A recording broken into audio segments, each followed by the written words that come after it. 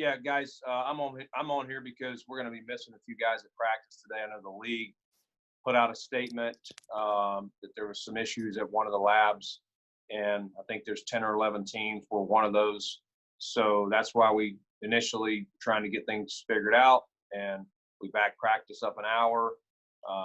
We've gone through a lot of extra point of care testing that we're able to do here, just to help to get some of the people back in the building that were in close contact. But we'll still be missing some players out there today, some key guys you'll see when you get out there. I can't go through those names, but you can figure it out if it's not someone that's been on the injury report. So with that, we're just trying to be very cautious. We've been open with our team. The league jumped on this early to let us know that it wasn't just our team. It was a lot of teams, and I think some went ahead and canceled the day.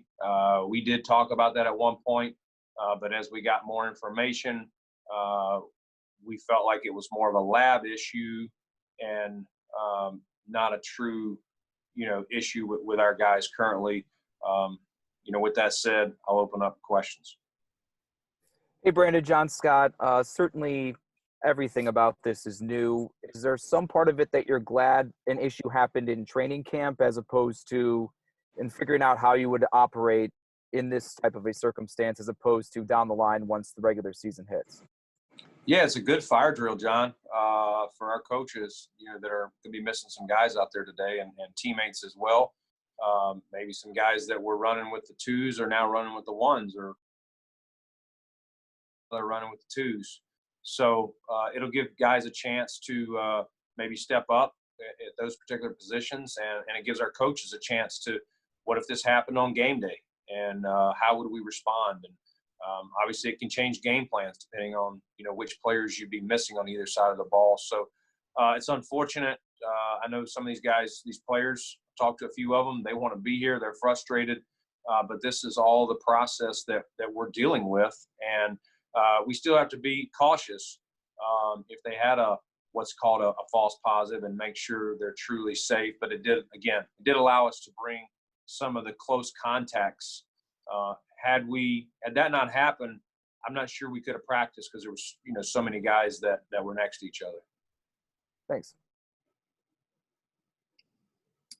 Hey, Brandon, Josh Reed here. Thanks for taking a couple of minutes, unfortunately, for this. But, it's so important in your industry to kind of keep that level mindset at all times. How difficult is it not to ride that roller coaster? Because I'm sure the fans do day to day. I know, we're sitting here waiting on you to come out, wondering what's going on.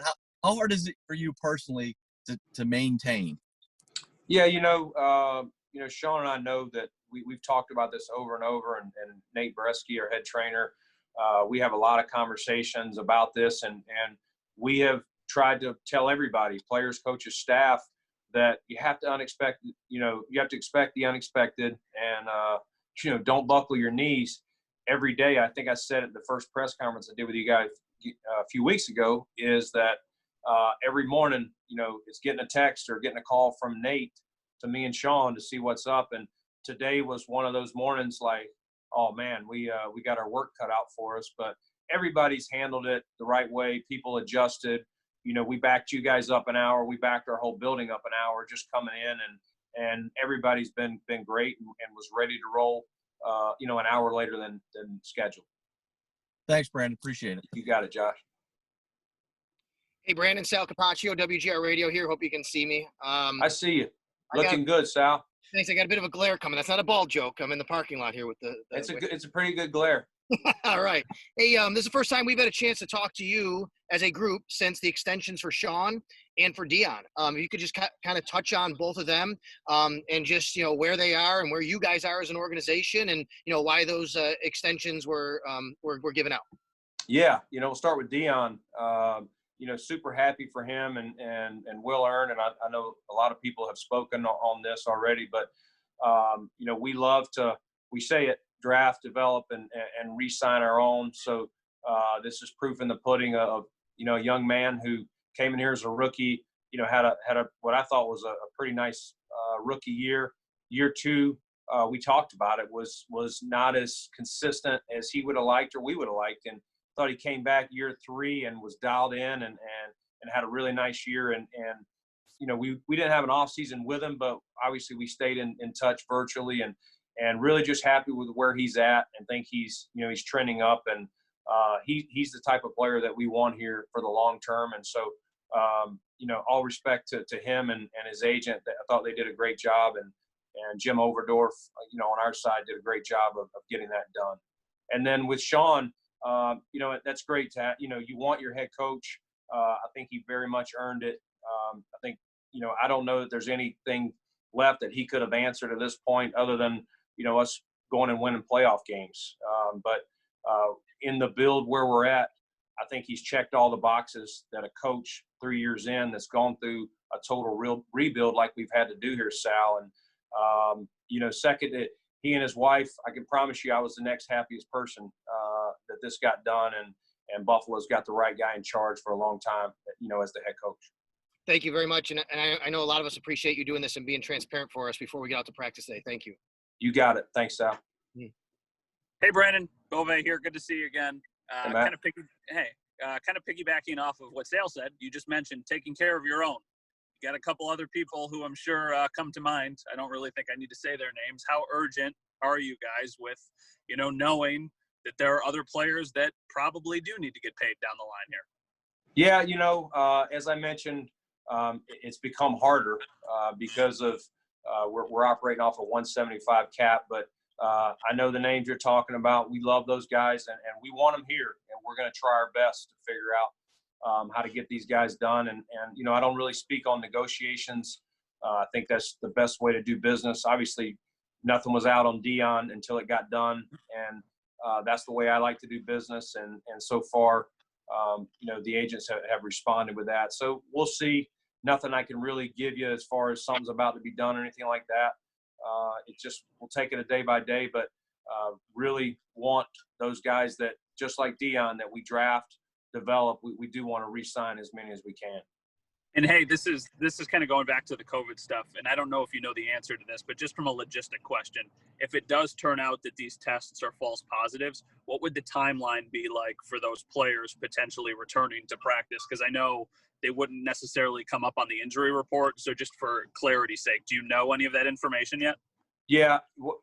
So they get a point of care test here today, which those have been negative. As long as they're negative tomorrow, those guys can come back in. The protocol says you have to have 2 negatives after a positive to return. So assuming that all these, quote, false positives come back negative again, tonight, or a lot of times we get these in the middle of the night, these results, but then we'd let these players know, they can come back, tomorrow morning ready to roll. Well, thanks, Brandon. You got it, Matt. Good seeing you. Hey, Brandon, Thad Brown, thanks for doing this. What other reactions or precautions did the team taking today? I know the Browns said they're deep cleaning, they're going through the whole facility and making sure it's all good. Are you guys doing anything more other than just holding the handful of players out of practice today? No, right now that's it. We had an open dialogue with our players. We even had some of our leadership crew of players on with Dr. Sills this morning, just hearing directly from him, who's aware of all these tests that have gone, a little bit haywire here in the Northeast. So, and I think that was good for them to hear, because naturally, if you're going to be out there tackling and blocking and things like that, passing the ball around, people might be a little unnerved if we've got some guys missing. And so we want to be very transparent with our players. We want to be fair to everyone, because, again, it's not just them. We know people are going home. We're not in a bubble, and we want to make sure that we're doing this right. And I think the players were on board. And, Sean has basically told any of the guys, if you don't feel comfortable doing it, then you're okay. You can have a pass. We're not, forcing someone to go out and practice, when they're uncomfortable. I think that would just be the wrong message for us to send. Do you think this is an opportunity to shake bugs out of the prevention system for the league, or is there a concern, 3 weeks from now, this is a game day, that, you could simply, because of a lab issue, have half your offense not being able to play in a game? Yeah, I'm sure that's got to be something the league is going to try and work out, and what would be what would the case be? My question immediately would be, if you realize it's a lab issue, would a point of care test, on the game site, if it was negative, would that allow the player to play? And I don't have that answer, but that's the question that we'll have to see how the league would respond to that. And they may not even know that answer yet. So definitely probably better that this happened now than 3 weeks from now. But it seems like every few weeks, even every week, something's going on. And so who knows what the next curveball will be. Thanks, Brandon. You got it, that. Hey, Brandon, John Worrell. What's up, Back John? to the same area code. Nice. Good seeing you. Good to see you, man. Yeah. Everybody's asked all the right questions about the COVID thing, and it's good you guys are being very precautionary on that. But so I'm looking at a question about Josh Allen, and just how integral is his development? He needs to continue on that growth path this year. And how many because he seems to be the only major question mark. I know you've got a lot, but how much does he have to prove himself this year to you and the team? Yeah, I mean, I think, again, Josh is his own worst critic. You guys are at practice. You guys are able to see the things he does well and then the things that he knows he's got to do better. And so I don't worry about that. I mean, I think at the end of the day, we're evaluating everybody. Josh will be no different, and we'll see where he's at. He's been in the league 2 years. He took a nice jump from year 1 to year 2. Unfortunately for him and a lot of guys, Josh's still a young player. And unfortunately, we didn't have a legit offseason. And so you're trying right now to put in plays for this personnel group. This is the first time Dable's had this group to work with. He's had some of the pieces, but not all the pieces. So trying to put that in, trying to also evaluate, we lost Feliciano. So we're working on evaluating, the right side of that O-line. And so a lot of changing parts from receivers, tight ends to even linemen, those can all affect, a passing play. And so I think all of that is a slow build. I think the defense, all my years in doing this, the defense is always ahead of the curve over offense. And especially with our defense with as much continuity as that group has. So I do think the offense is naturally going to be a little slower to build with all the new plays and the personnel that they've got in there. That said, I mean, there are challenges every year, and I know this offseason's been unique. Would that mean that you're judging Josh on some kind of a bell curve because of COVID and whatever? But because he's got to prove himself to some degree, doesn't he? Yeah, he's got to prove himself. But again, a lot of guys do, and no, we don't have a COVID bell curve or anything like that. I think naturally you're going to see the league. I don't think it's going to. I would assume I'd be surprised if it's the prettiest football early with no preseason. You got some of these teams with new staffs altogether, and with that can be a disadvantage for them, but it can be an advantage from not knowing, especially not seeing them in preseason, not knowing what types of plays certain coordinators will run, things like that. So, we play Miami week 2. They've got some new coordinators. So we're not going to have a lot. They'll have one game under their belt before we see, how they execute. But they can use that to an advantage, as well, as other teams will. So I think the first few weeks, John, people are going to be kind of feeling their way and trying to figure out. We're going to have to be testing what personnel packages are working, what's not, who's playing better. Some guys, you guys see it.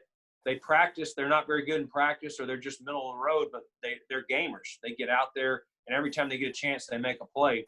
And then on the inverse, you got some what I call he's on the all-practice team. Guy makes plays all day long in practice, but you get under the lights, and he fades or doesn't show up. So those are some of the things that I love about preseason.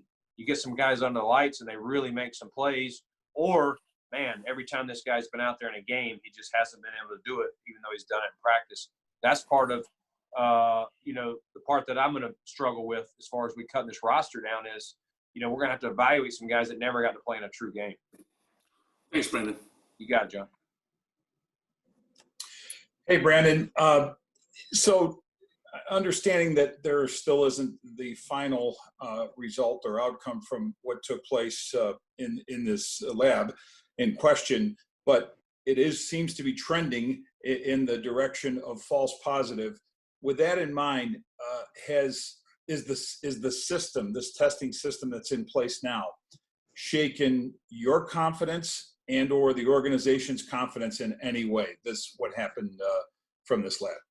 No, I mean, listen, that stuff's way above my pay grade as far as these people that do the lab results, and I'm sure they'll get to the bottom of what happened. Now, if it was happening a lot, Vic, I think that would start to shake anyone's confidence. But we've been using them for a month or so now, and this is the first time this seems to have happened.